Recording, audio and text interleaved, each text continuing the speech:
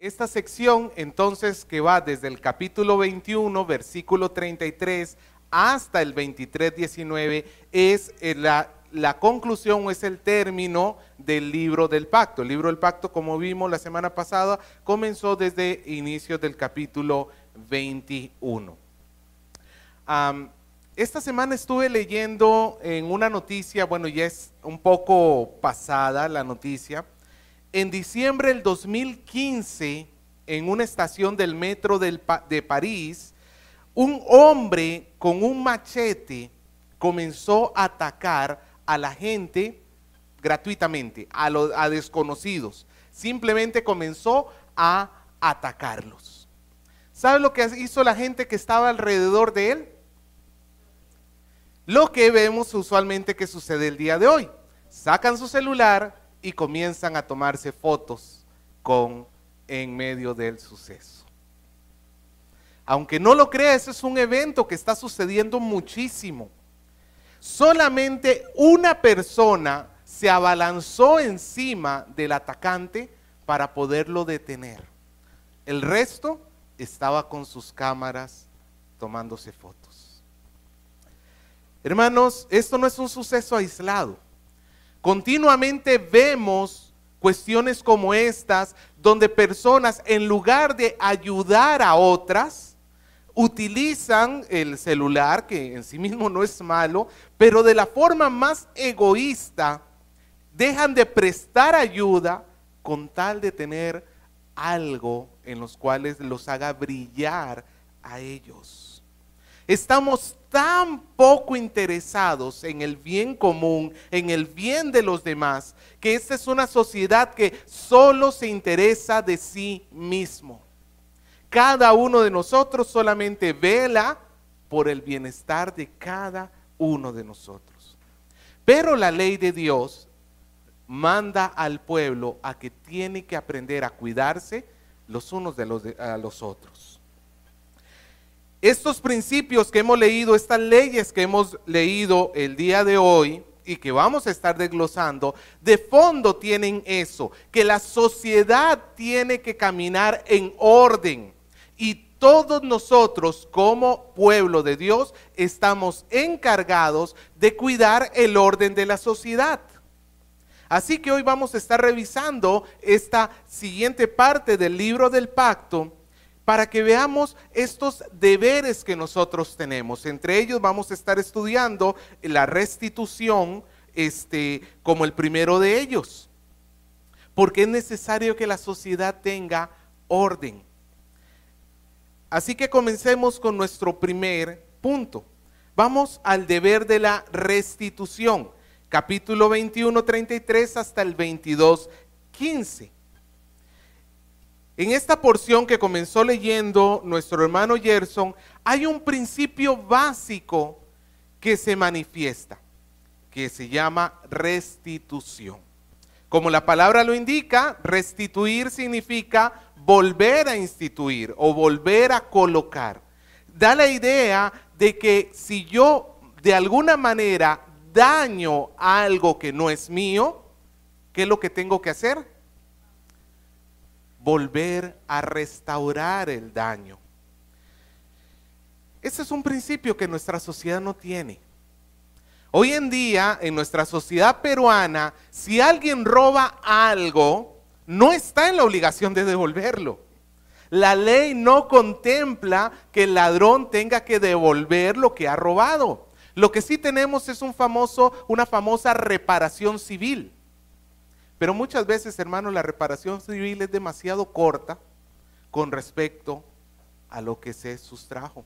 Conozco el caso de una persona que robó, creo que fueron como $15,000. $15,000. ¿Y sabe cuánto le pusieron de reparación civil? 2,000 soles. $15,000, 2,000 soles. 2,000 soles, ¿cuánto es en dólares? Menos de $700. Menos de $700. Pero la Biblia nos muestra que en medio de nosotros debería existir este principio. esta necesidad de volver a restaurar lo que nosotros hemos dañado de otra persona. Y hay una serie de situaciones que se nos presentan en el pasaje que voy a mencionar rápidamente para que luego podamos hacer un análisis acerca de ello. En los versículos 33 y 34 del capítulo 21 tenemos el caso de un hombre que abre un pozo, está buscando agua, así que abre un pozo y en ese pozo cae el animal de un vecino. Pues, ¿qué es lo que corresponde hacer entonces? Pagar por ese animal. No, pero yo no tiré al animal. Pero es que debiste haber cercado el pozo para que no cayera el animal. ¿La negligencia de quién es? Del que creó el pozo. En los versículos 35 y 36 tenemos un hombre que tiene un buey, pero este buey termina atacando a otro buey y lo mata. Pues entonces lo que dice el Señor es que se venda el buey vivo, el corneador, que se venda, y va mitad de dinero para un dueño y mitad de dinero para el otro dueño, y el buey muerto, mitad para uno, mitad para el otro. Pero si el buey ya tenía fama de ser corneador, ahí sí, el dueño de ese buey bravo tiene que pagar completamente el otro buey. En los capítulo 22, versículos del 1 al 4, encontramos el caso de un ladrón que se roba un buey o se roba una oveja y es obligado a devolver ya sea 4 o 5 veces lo que robó. Y si no tiene con qué pagarlo, se va como esclavo para que pueda pagar su deuda. En los versículos 5 y 6 encontramos uno que sin querer está prendiendo fuego en la chacra. Los que han vivido en chacra saben que es costumbre en algunos lugares hacer esto. Y está prendiendo fuego en la chacra, pero terminas quemando el fruto que sí importaba. Y peor aún, que era de tu vecino. Tú quemando tu chacra, queman la chacra del vecino. ¿Qué tienes que hacer? Tomar lo mejor tuyo y devolverle a él. No tomarle los frutos que están podridos, los que estabas a punto de tirar. Tomar lo mejor tuyo y llevarlo para restituir el daño. Los versículos 7 al 9 nos narran del caso de un ladrón donde se le obliga a pagar el doble. Los versículos del 10 al 12 nos muestran qué sucede si se pierden los bienes ajenos. Por ejemplo, si se te perdió a ti por causa de robo, a ti se te dio algo a guardar y eso te fue robado, tú tenías que hacer un juramento de que tú eres inocente.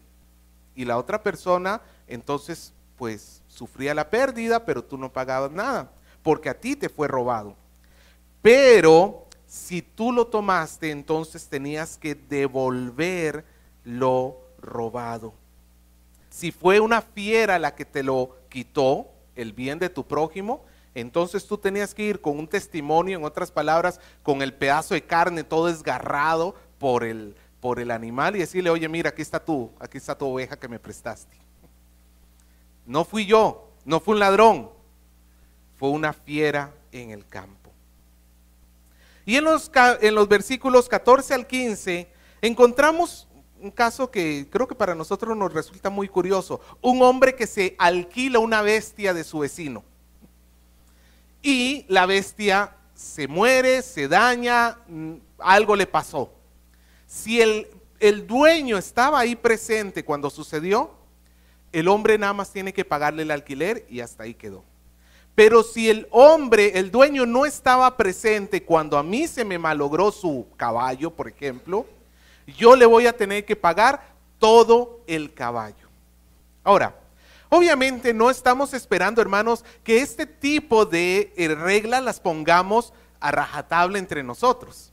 En primer lugar, porque no conozco a muchos de nosotros que ande a caballo o que tenga bueyes a los cuales se les pueda robar. Pero hay un principio general detrás de todo esto. ¿Cuál es este principio? Que yo tengo que cuidar las cosas que no son mías. Yo soy responsable de aquellas cosas que no me pertenecen. Mira, hermano, no estamos hablando solamente de una cuestión ética, moral, no, bueno, no, hasta moral no es necesario, de una cuestión ética, como por ejemplo cuando éramos estudiantes, así, sin levantar la mano, ¿cuánto rayamos el escritorio que teníamos en el colegio? Ahí tú poniéndole las iniciales tuyas con la de tu amor y haciendo un corazoncito alrededor. O rayar las paredes del baño. Eso es una falta desde el punto de vista de la sociedad ética, ¿cierto? Es algo incorrecto. No es algo inmoral, pero es algo incorrecto. Pero desde el punto de vista de la ley de Dios, no solamente es una cuestión ética, es un pecado contra Dios. Esta ley o estas leyes nos elevan la forma como nosotros vemos los bienes de las demás personas. Nos elevan la responsabilidad que nosotros tenemos frente a los bienes de las demás personas. Estas leyes nos muestran que es pecaminoso cuando yo, sea por egoísmo o sea por descuido, administro mal un bien que no es mío. Le doy un mal uso a un bien que no es mío.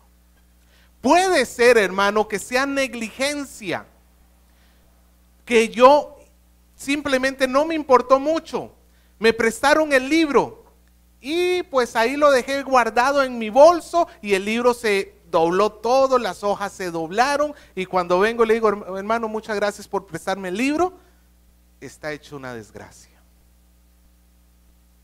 Eso es una negligencia. Obviamente tú no te pusiste intencionalmente a doblar cada parte del libro, pero por tu descuido, el libro del prójimo sufrió daño.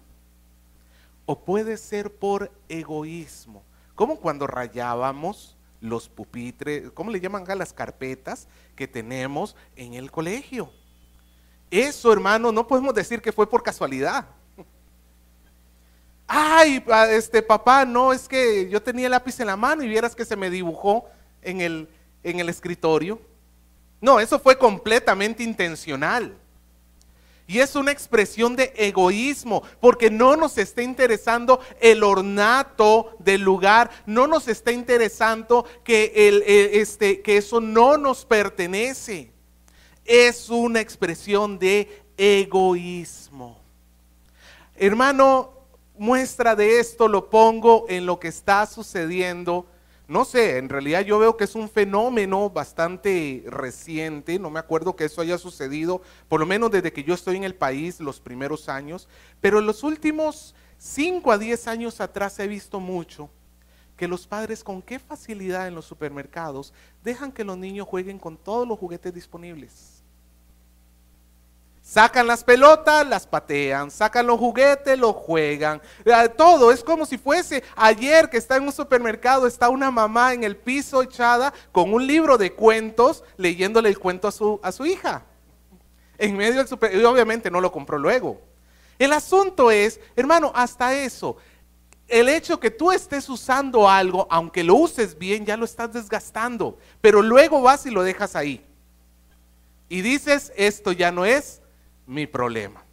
La pelota se la quitas al niño y la dejas ahí, ya está toda sucia, está toda manchada. El juguete que estuvo jugando tu hijo ya está todo, ya lo ensució, pero simplemente lo dejas ahí y dices, no es mi problema, yo no lo quiero, no lo voy a comprar.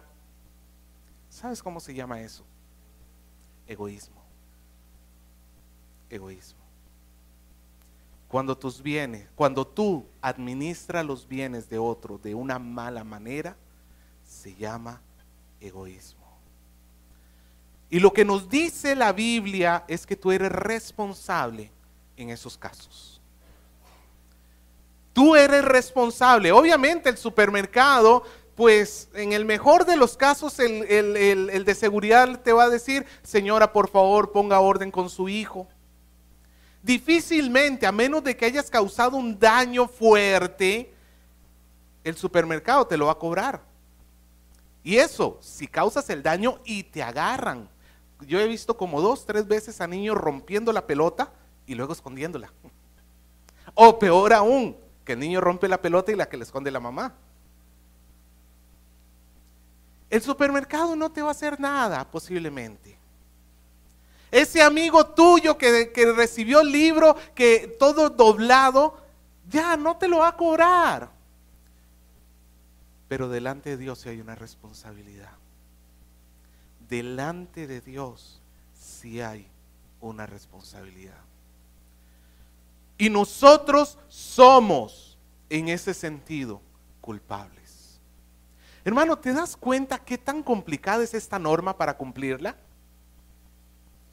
¿Te das cuenta que esto implica que todas las cosas, hasta ahorita donde estás sentado en esa silla, si tú eres de los que está para adelante y para atrás, para adelante y para atrás, haciendo para un lado, haciendo para el otro, estás malogrando la silla? Estas sillas que tenemos plásticas, gracias a Dios, ya por lo menos creo que no mucho, pero las que teníamos de madera, cuando tú las volteabas te encontrabas una colección de chicles. Estuve a punto de un día de hacer un examen dental para determinar quién era el comedor chicles, para comprarle un tarrito de basura y ponérselo al costado de su silla, porque a veces cuesta demasiado caminar hasta el tacho a botar el chicle. Son malas administraciones. Para los jóvenes que están acá, los bienes de tu casa, esas cosas que están allí, que tu papá y tu mamá han conseguido con tanto esfuerzo, y tú de mala manera desperdicias, llámese la comida. No me gusta esto, yo quiero comer otra cosa. ¿Tú te das cuenta cuánta gente en el mundo muere de hambre? ¿Tienes siquiera una idea para los que somos papás y terminamos botando comida que estaba en perfecto estado, o que por falta de administración terminamos botándola a la basura porque se nos pasó la fecha de caducidad? ¿Te das cuenta cuánta gente necesita comida en este mundo? No, hermano, si nosotros decimos, no, el mundo no puede sostener a las 7,000 millones de personas que existen, hay estudios que demuestran que este mundo puede sostener 3 veces esa cantidad. El problema no está en si la tierra puede o no puede producir tanto alimento. ¿Sabe dónde radica el problema de la humanidad? En el egoísmo, exactamente, en que nosotros desperdiciamos. Se calcula que 1/3 parte de la comida de la humanidad se tira a la basura. 1/3 parte. ¿Te das cuenta a cuánto llega nuestro egoísmo? Pero si tú hoy te reflexionas y dices, no, si yo estoy siendo egoísta, ¿qué es lo que nos pide Dios que hagamos? Restitución. ¿Qué es la restitución? Afrontar el daño. Habían normas muy rígidas para ellos. Si tú robas un buey, tienes que devolver 4. Obviamente, hermano, no podemos tomar estas normas a rajatabla y decir, esto es lo que vamos a aplicar. Nosotros no estamos bajo la ley de Israel y nuestro sistema de justicia muy poco contempla la restitución. Pero aquí se trata de una cuestión de convicción de corazón.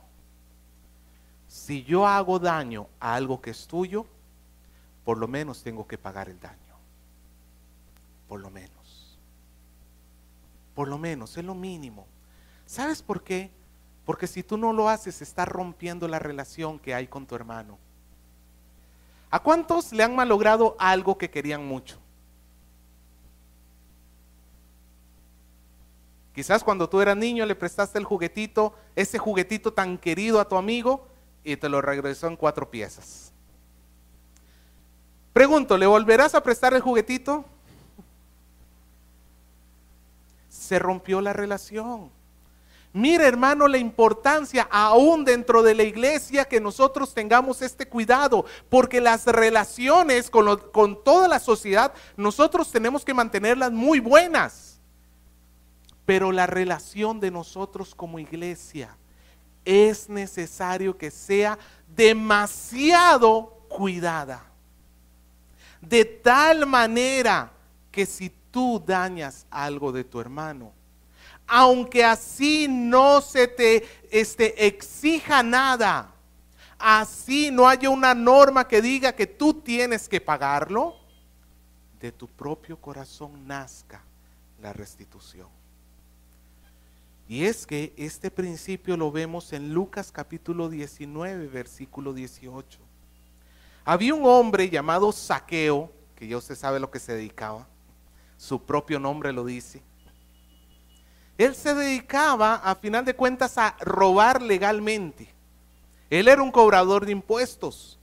Y lo que hacía era, pues si tú tenías que pagar 100 soles de impuestos, te cobraba 200. Y podía hacerlo porque Roma le daba el poder de hacerlo. Pero a Roma le daba los 100 que pedía Roma y él se quedaba con 100. Era un robo legal. Un día el Señor Jesucristo se lo encuentra. Y este hombre se convierte. Y escucha las palabras de Zaqueo. He aquí, capítulo 19, versículo 8 de Lucas dice Zaqueo, he aquí, Señor, la mitad de mis bienes doy a los pobres. Y si en algo he defraudado a alguno, se lo devuelvo cuadruplicado. Zaqueo no estaba esperando que un tribunal le dijera, Zaqueo, tú robaste, ahora devuelve. No, la convicción del corazón de Zaqueo lo llevó a actuar de esta manera. Hermano, nosotros no tenemos una ley que nos esté obligando. Pero yo espero que la gracia de Dios en tu vida te alumbre a tal punto que tú elijas restituir el daño ajeno. Sobre todo porque muchas veces cuando causamos daño no hay testigos. El único testigo eres tú. En esos momentos es cuando más necesitamos la gracia de Dios que nos libre de nuestros egoísmos para que nosotros podamos decir, oye, te dañé esto, toma. Restitución. Pero eso no es lo único que regula la palabra de Dios. En el capítulo 22, versículo 16, hasta el 23, 9, nos encontramos una serie de leyes generales que hablan sobre el cuidado de la sociedad. Son misceláneas, son una colección muy variada, no es centrado en un solo tema. Por ejemplo, en los versículos 16 y 17 encontramos a un joven que termina acostándose con su enamorada. Y al joven se le hace directamente responsable. En la sociedad israelita, el joven era el responsable de este asunto. ¿Qué tenía que hacer? La tomas como esposa. Pagas la dote. Nos salvamos los hombres que hoy ya no tenemos que pagar dote por la esposa. En nuestra sociedad no se acostumbra. La dote era un dinero, un bien que se le entregaba al padre de familia para poderse casar con la mujer. Y si no quería casarse, igualito tenía que pagarle al padre. En los versículos 18 al 20 encontramos 4 penas de muerte. Perdón, 3 penas de muerte. De cosas que son aberrantes a los ojos de Dios. En primer lugar, en el 18 tenemos a la hechicera, a la mujer que se encargaba, mujer en forma genérica, a la persona que se encargaba de practicar cosas ocultas, en comparación con nuestro Dios de luz. Estas mujeres que formaban parte de la cultura cananea en la cual los israelitas iban a llegar a vivir, estas mujeres iban a desviar el corazón de los hijos de Israel, de quitar su confianza en Dios y comenzarlo a poner en ídolos y cuestiones falsas. Es como cuando tú lees el horóscopo. Hoy todo te va a ir mal, pero si te pones una camisa azul, te irá bien. Y sales tú con la camisa azul. ¿Cuál confianza en Dios? Y no lo digo por los que tengamos camisa azul, dicho sea de paso. ¿Cuál es la confianza en Dios allí? El horóscopo te desvió de la confianza en Dios. Es lo que sucedía con las hechiceras. En el versículo 19, tenemos a uno que está practicando bestialismo, que está teniendo relaciones sexuales con un animal, que era parte de la cultura también del lugar. Incluso los hititas tienen en su código legal cómo convivir correctamente con un animal. Legalizado. Lo cual constituye el tomar el plan de Dios para el hombre en cuanto a su sexualidad y arrojarlo a la basura y decir, no, yo me quiero enamorar de un animal. Que dicho sea de paso, no estamos muy lejos a experimentarlo en nuestra sociedad. Ya digo abiertamente, sabemos que esto ha existido todas las épocas, pero no se extrañe que pronto se legalice que tú te puedas casar con tu perro. Legalmente hablando. Y en el versículo 20 tenemos al idólatra, que está ofreciendo sacrificios a otros dioses. Las tres personas tenían que ser muertas. En los versículos del 21 al 24 vemos cómo el Señor defiende a los débiles. Tenemos en primer lugar a los extranjeros. Versículo 21, al extranjero no engañarás. ¿Cuánto me hubiera gustado que los que me vendían cosas en el mercado supieran este versículo cuando yo iba a comprar? Porque te ven extranjero y te meten más precio. Al extranjero no engañarás ni angustiarás, porque extranjero fuisteis vosotros en la tierra de Egipto. En los versículos 22 al 24 trata más bien de la viuda y del huérfano, que ellos no tenían protección del Estado. Antes, hermanos, hoy nosotros estamos acostumbrados a ver asilos de ancianos, orfanatos, pero esas son cuestiones demasiado recientes para nuestra sociedad. Y dicho sea de paso, esas son cuestiones que se iniciaron a causa del cristianismo. Antes las naciones, a las viudas, recuerde que todos los derechos iban por parte del hombre, y cuando el hombre moría, la que quedaba peor era la esposa y los hijos. No es como ahora que una viuda se la juega y se las arregla y sale adelante sola. En aquel tiempo no podías, básicamente era condenar a la persona a ser mendiga por el resto de su vida. Antes, mientras que todas las sociedades de la época a esta gente ni les prestaba atención, la ley de Dios es revolucionaria al establecer que los débiles son preocupación de todos. De todos. No solo del Estado, de todos. ¿Por qué? En el versículo 21, ¿por qué había que cuidar a los débiles? En el 21, porque el pueblo de Dios no se puede olvidar de la gracia de Dios. Recuerde que a inicios del libro del Éxodo, ¿dónde estaban los israelitas? En Egipto. ¿Y cuál era su situación? Esclavos. Ahora ellos no se pueden dar, ahora que son los dueños de la tierra, a tratar mal a los que son extranjeros, porque ellos un día lo fueron y saben que eso es terrible. Hermano, no sé si usted alguna vez ha sido extranjero. No es fácil. No es fácil. Cada vez que usted pueda ayudarle a una persona que no sea del país, hágalo. Porque muchas veces lo único que tiene esa persona en ese país, sus recursos son tan limitados. Si tienes hambre, pues vas donde tu mamá, donde tu papá, donde tu tío, donde el abuelo, donde el amigo del colegio. Tienes un montón de lugares donde ir. Pero ¿sabe lo que pasa con el extranjero? Que no tiene. No tiene. Por eso nosotros tenemos que cuidar, y a la viuda y al huérfano. Escucha lo que dice el Señor acerca de sí mismo. Versículo 23. Porque si llegas a afligirles y ellos claman a mí, ciertamente oiré yo su clamor. ¿A quién escucha Dios? Al débil. La oración del débil la escucha. Y mi furor se encenderá y os mataré a espada. ¿Se acuerda la ley del talión? Ojo por ojo, diente por diente. Ellos en su tierra no quisieron cuidar a la viuda y al huérfano. Ahora el Señor tampoco los va a cuidar a ellos. Y van a venir los ejércitos enemigos y los van a matar. ¿Qué fue lo que sucedió siglos después? No, hermano, nosotros debemos tener temor de Dios.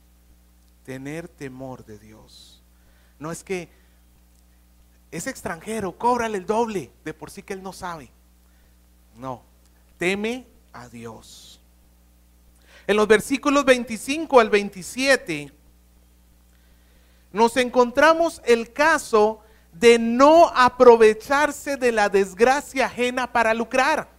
Se nos presenta el caso de un hombre que viene y te dice: oye, estoy desesperado, me quedé sin trabajo, tengo 3 meses sin trabajar, no tengo ni para comer, ¿me puedes prestar para comprarle comida a mis hijos?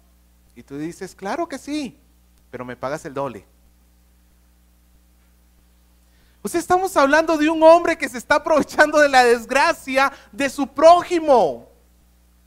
Por eso es que al pueblo de Israel el Señor le dijo: no cobres intereses entre ustedes, no se cobren intereses, para cuidar, hermano, no en sí mismo de que el interés fuera pecaminoso. Es que es muy fácil aprovecharse de la desgracia ajena cuando el otro no tiene y tú ves eso como una ocasión a tu favor. Eso es pecado. En el versículo 28 encontramos una ley que deberíamos estar recordándonos todos los días. No injuriarás, ¿a quién? A los jueces. Hablando de los jueces, estamos hablando de las personas que tenían autoridad, que dirigían la nación. Ni maldecirás al príncipe de tu pueblo. ¿Cuántos halagos has dicho contra los políticos últimamente? Obviamente estoy hablando en sentido contrario. ¿Cuántas veces has abierto tu boca para hablar mal de ellos? Poniéndoles apodos, llamándolos tales por cual. ¿Se acuerda del video el día que cerraron el Congreso de este congresista que le tiraron un cono de parqueo?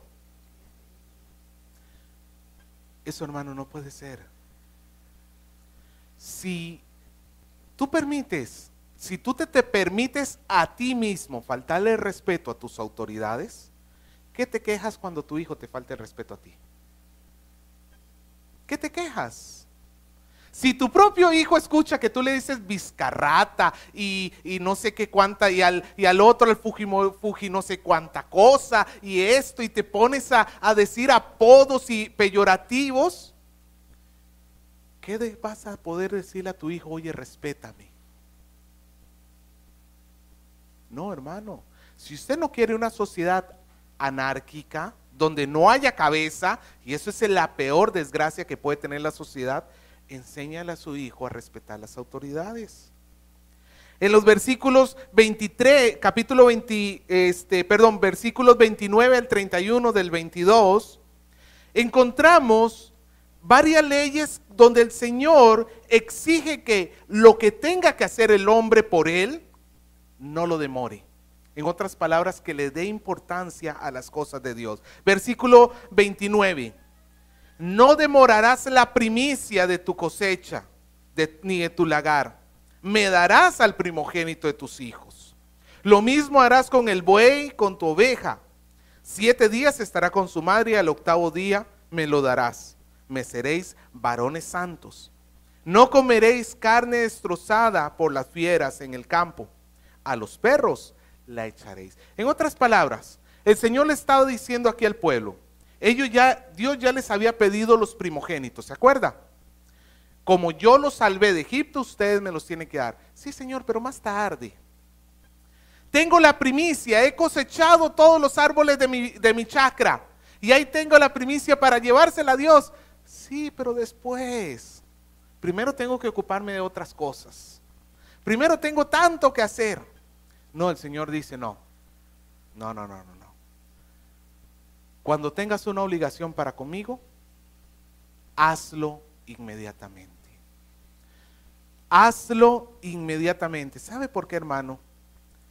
Porque es muy fácil que en ese demoro que le vamos dando, en ese tiempo que le vamos dando, nos gana la tentación y terminamos no haciendo aquello que debimos haber hecho.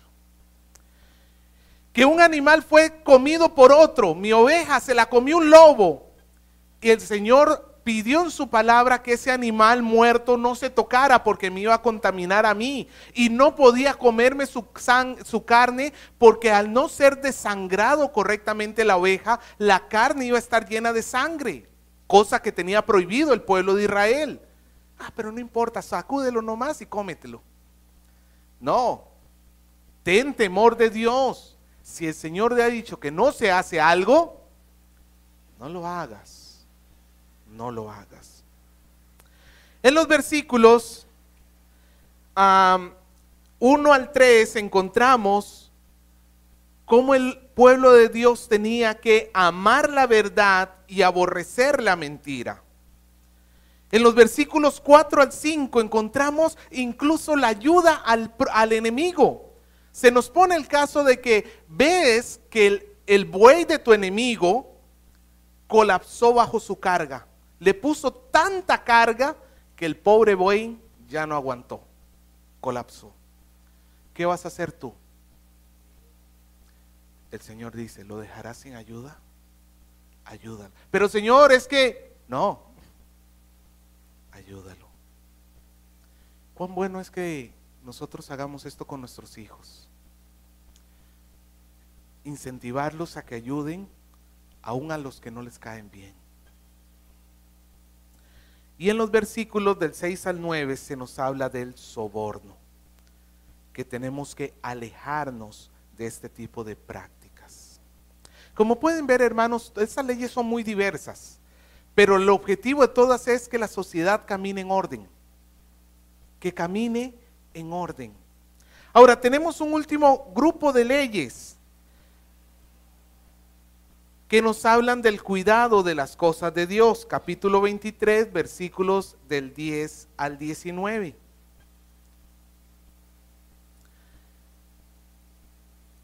En los primeros dos versículos, 10 y 11, se nos pone este caso. Tú tienes una chacra. ¿Tú de qué vives?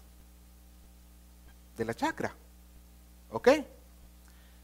La vas a sembrar 6 años. Pero el 7º año no la vas a tocar.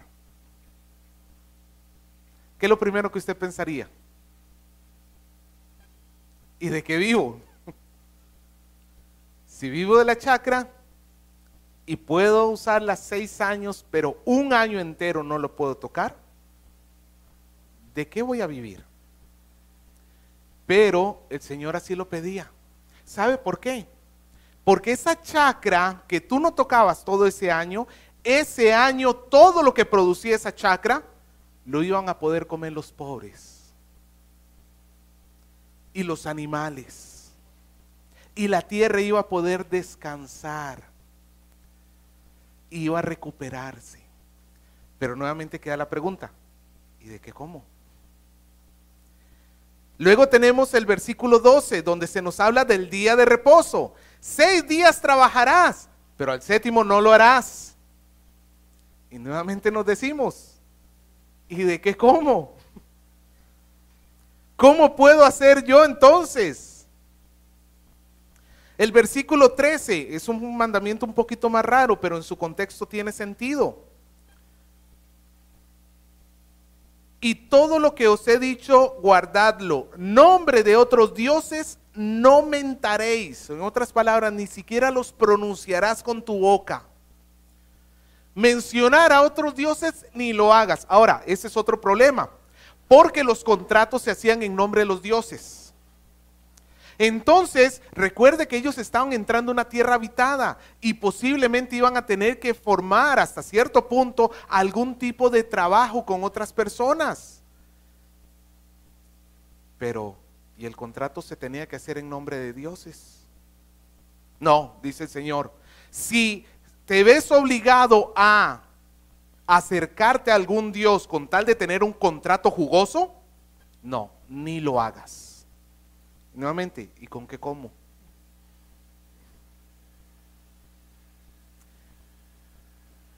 Versículos del 14 al 17.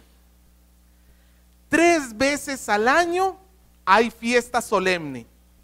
Y los habitantes, los varones de todo Israel, no solamente los que vivían en Jerusalén, de todo Israel tienen que dejar sus casas, sus oficios y venirse a Jerusalén. Y no habían buses, no habían aviones como en este tiempo. Tomarse un tiempo así podían ser semanas donde tú dejabas de producir y dejar de trabajar. ¿Por hacer qué? Por ir a Jerusalén a adorar a Dios. Y volvemos a la pregunta, ¿y con qué como ese tiempo que dejo de trabajar? ¿Te das cuenta que todos estos tienen el mismo patrón? El hombre tiene que dejar de hacer lo que él ve que es sumamente importante, porque obviamente si tú no trabajas no hay comida en el plato.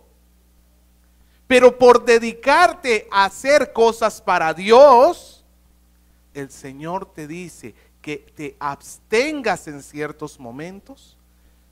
Y para hacer eso, ¿sabes lo que necesitas? Confianza. El pueblo de Israel, más adelante el Señor le va a decir que si ellos son fieles, Dios va a hacer que el 6º año la tierra va a producir tanto, que les va a alcanzar para el día siguiente. Con el maná, ¿te acuerdas? El 6º día va a caer tanto, y no se va a malograr, que al 7º día vas a poder comer de él. Es una cuestión de confianza. No es una cuestión de que si como o no como, es una cuestión de quién me da de comer. ¿Soy yo? Porque si tú eres el que le da de comer a ti y a tu familia, claro, tú no puedes faltar. Pero si tú reconoces que es Dios el que le da de comer a tu familia, entonces tú puedes decir, voy a hacerlo a la forma de Dios. Aquí es una cuestión de confianza, hermano. Confianza que creo que nos falta muchas veces. ¿Doy o no doy? ¿Trabajo o no trabajo? ¿Voy o no voy? La pregunta es, ¿soy yo o es Dios? No podemos, por las cosas aún más básicas y elementales, descuidar las cosas de Dios. ¿Es necesario trabajar? Amén. Pablo dijo, el que no trabaja, que no coma. Amén. Pero cuando yo tengo que hacer, cuando Dios me demanda de mi tiempo para Él, ¿qué tiene la prioridad? Recuerda lo que el Señor Jesucristo dijo, no solo de pan vive el hombre, sino de toda palabra que salga de su boca. Su presencia es tan importante como el pan que llevas a la casa. Hay padres de familia aquí que hacen una labor extraordinaria, sosteniendo a su casa con mucho cuidado, y los admiro por eso. Pero ¿cómo están desperdiciando la vida espiritual? ¿Cómo están desperdiciando el enseñarles a sus hijos que este mundo no se compone solamente de cuestiones materiales? ¿Cómo se están descuidando, amados varones? No, confía en Dios, confía en Dios.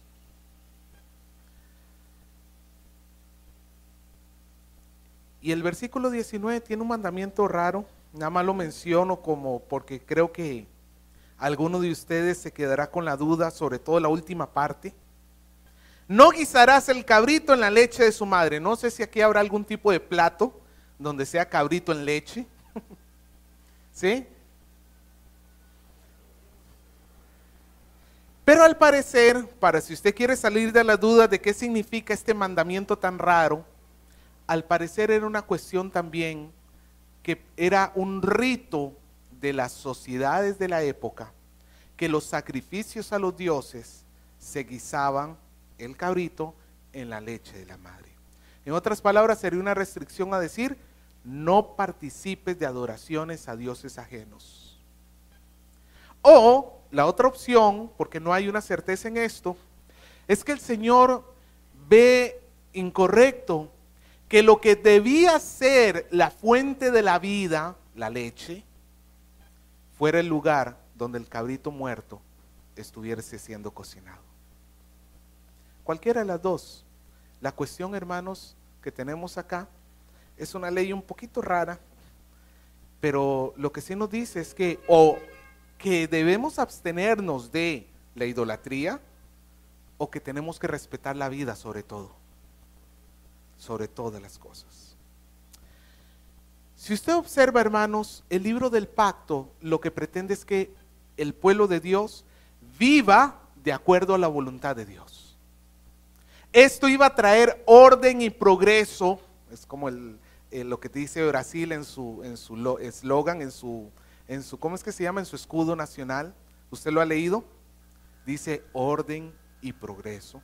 Es eso. La ley va a traer orden y progreso, pero es necesario que todos nosotros, uno, nos sujetemos a la ley, y dos, que velemos que los demás estén sujetos a la ley, y tres, que le enseñemos a nuestros hijos a estar sujetos a la ley. Pero hay algo que también podemos aprender de todo esto. ¿Se acuerda de la restitución, lo primero que conversamos hoy?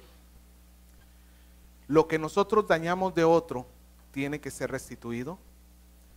¿Qué pasa si el otro es Dios y nosotros hemos dañado su mundo? Nosotros hemos dañado su creación. Nosotros hemos dañado las relaciones con Él, con los demás, con la creación, a través del pecado. La pregunta es, ¿y con qué vas a restituir eso? No hay precio alguno. No hay algo que tú puedas ofrecer y decir, Señor, mira, te traigo esto para el perdón de mi pecado, para restituir, Señor, no te puedo dar de más, pero por lo menos te pago las cuentas, exactamente, quedamos tablas, quedamos exactos, uno por uno. Perdí uno, te devuelvo uno. Quise devolverte 2, 3, 4, pero no me alcanza, por lo menos te devuelvo uno.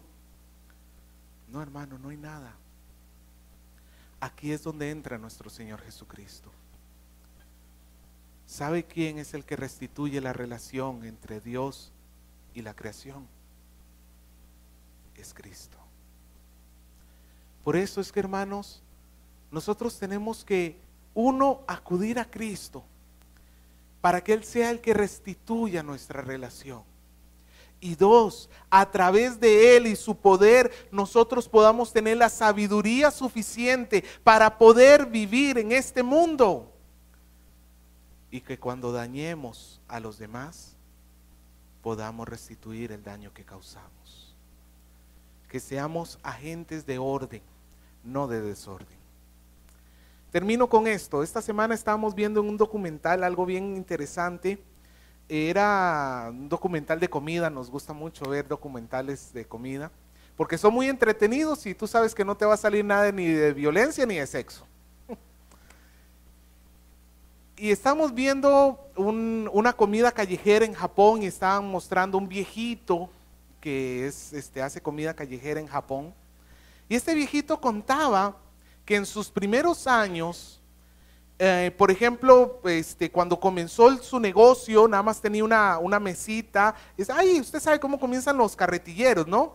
Con básicamente nada. Pues él le pedía a sus propios clientes que le lavaran los platos después de comer. Y yo me puse a pensar, ¿y qué pasaría si eso nos hicieran acá? Que tú comes en el carretillero en la esquina y te dice, oye, lávame el plato, por favor. ¿Y tú qué te crees? ¿Para qué estoy pagando? Esa es nuestra cultura. Porque no somos una cultura comunitaria. ¿Sabes lo que decía el viejito? La gente me ayudó lavando su plato. En otras palabras, la comunidad se ayudó para que el viejito saliera adelante. Con algo tan simple como lavar el plato en el que comiste. Hermano, ¿por qué la cultura occidental hemos perdido tanto eso? ¿Por qué vemos el trabajo más bien como una ofensa que nos mandan a hacer? ¿Por qué nos gusta enseñorearnos de los demás y no ser el siervo de los demás? El libro del pacto, ¿sabe cómo se cumple? Ama a tu prójimo como a ti mismo. ¿A ti no te gustaría que si estás comenzando, alguien haga algo por ti? Cuando pongas un pie aquí afuera, haz algo por alguien. Que hoy no pase el día, ¿sabe? Cuando yo estaba en los scouts, o en los lobatos, había un dicho que nos grababan hasta el cansancio, y era este: prometo hoy hacer una buena acción a alguien cada día, y haré una buena acción a alguien cada día. Ellos no son cristianos, pero es una excelente forma de cumplir el libro del pacto. Hacer el bien nos aleja de hacer el mal. Y hacer el bien prospera todo el entorno donde estamos. ¿Sabe por qué nuestra sociedad no prospera? No por malos políticos, por una sociedad terriblemente egoísta. Pero nosotros tenemos el Espíritu Santo y nos podemos sacudir de ese egoísmo. Y podemos crear generaciones santas, cada vez menos egoístas, para que de aquí a un tiempo Perú sea un ejemplo de nación. Podemos hacerlo con la ayuda de Dios.